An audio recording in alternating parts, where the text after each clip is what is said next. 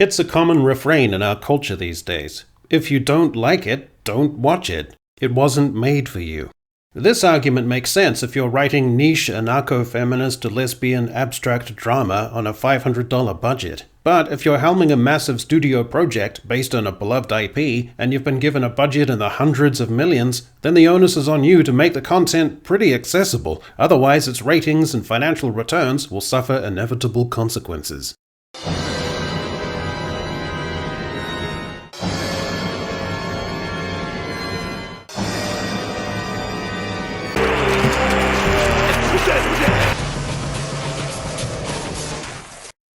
With too many entertainment products these days, it feels like the showrunner is the real protagonist instead of the main character. Too often, showrunners will treat a name brand property like a customizable template, performing self-inserts, indulging identity preoccupations, and making it about themselves, with a mindset that in channeling their history, trauma, and identity, they are coming from a place of authenticity, which must therefore be compelling. In taking your inner creative drives and then setting aside your worldviews, shedding your morbidities, and shaping that raw material into something for everyone, you're being generous. Writing for an audience of you and the rest of the writing room, and leaning into those worldviews and morbidities is selfish and lame.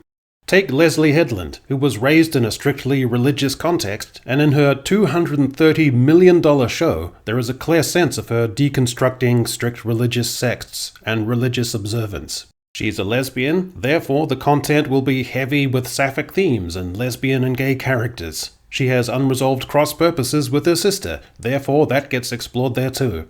Nothing wrong with personal stuff as a galvanizing force of creativity. The issue was with proportionality, self-indulgence, whether a showrunner is playing their issues out without discretion or sufficient filters on the page and the screen, and whether the audience is an appropriate enough consideration. And the fact you didn't will a wholly new story world into existence, but just made whatever use you wanted of a brand with a built-in appeal.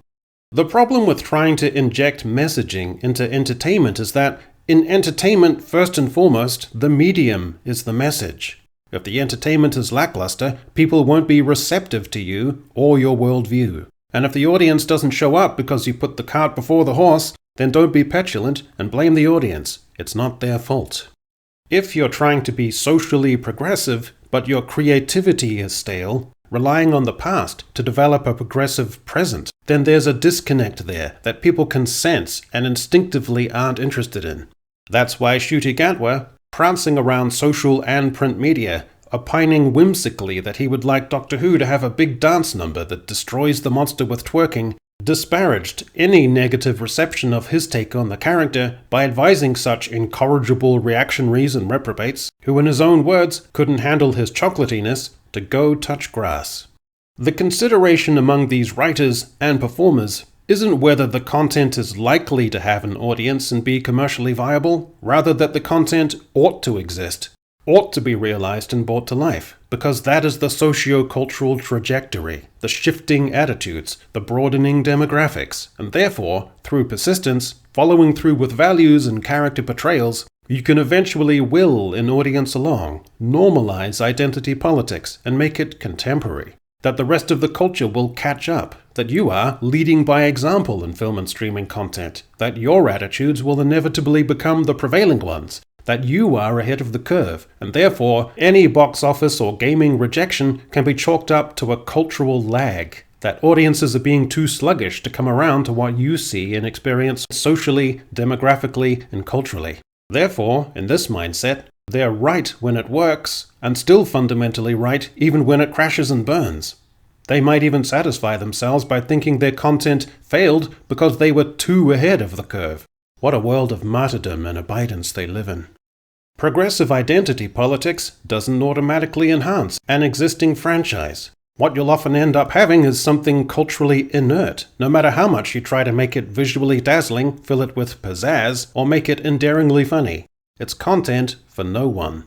When writers overly self-insert, it blocks or diminishes the viewer's ability to see themselves in the character. In effect, the creator is hogging the character, making it too intrinsically about them, so that the viewer The person who ought to matter the most struggles in opening up to letting themselves inhabit and experience the character.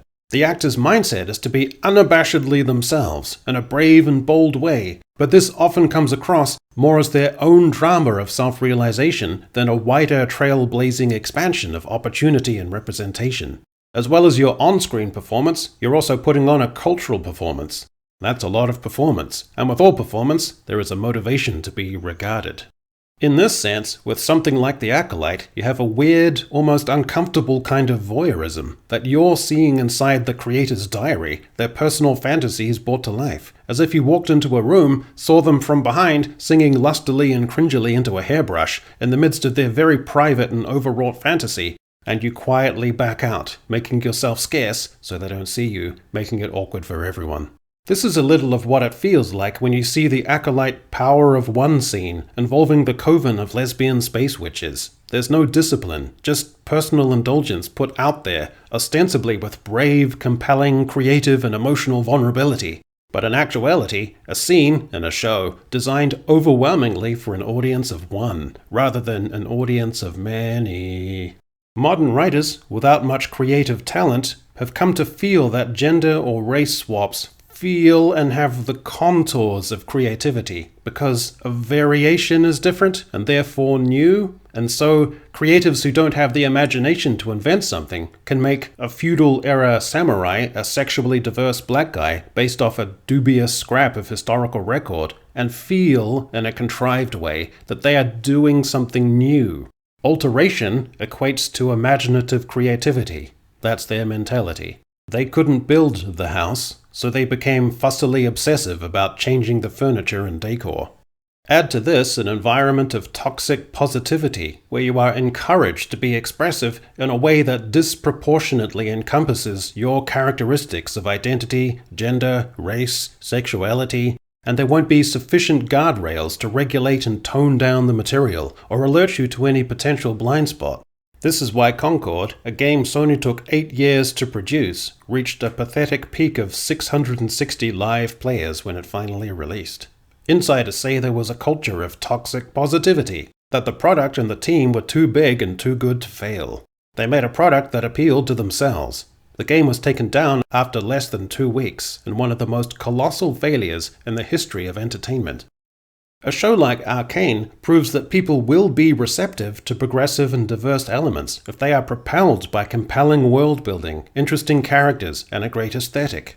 In entertainment, you can't make a progressive footprint if you can't make a cultural footprint.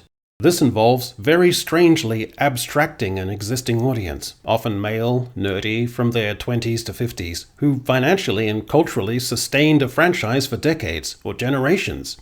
The idea of striking up a dialogue with this audience, listening and getting involved at a grassroots level, looking to them to shepherd in a new audience, getting a sense for how such an audience might be receptive to a certain extent of identity politics, and where they start to switch off and roll their eyes. All of this seems like too much of a compromise to modern writers and showrunners, even though it might foster goodwill. The mindset, rather, is to strike out boldly in new directions in search of new demographics, and rather than trying to hold an existing one, they seem either quite prepared to forfeit the former, or just assume it will be yielding and obliging, and it is just a small minority who ruin things for everyone with their outsized influence and presence and volume. Just because something doesn't feature a form of representation doesn't have to automatically mean it therefore suffers from a lack of representation. If you try to blame so-called toxic fans for cutting things off at the source, then ask yourself, if they have a large audience online, why do they have a large audience? How much power are you ascribing to them? Isn't this a kind of sulking? A giving away of your own sense of agency rather than taking the L or trying more robustly and maturely to reassert yourself, pivot to something new, and find solace in working even harder? Now, some viewers of this video might be exasperated by some of the takes, or the general tenor, and might wish to express their sentiments tersely in the chat. Well, I can only say, if you don't like it, don't watch it. It wasn't made for you. The real problem isn't the video, it's the toxic people like you who want to ruin it before it has a chance. And if it does falter and fail, according to the whims of the algorithm and the marketplace for attention, then I won't be defeated by your toxic hate. I know I can just start a petition on change.org to have it get the attention and love it deserves. Because that would be intensely grown up, wouldn't it?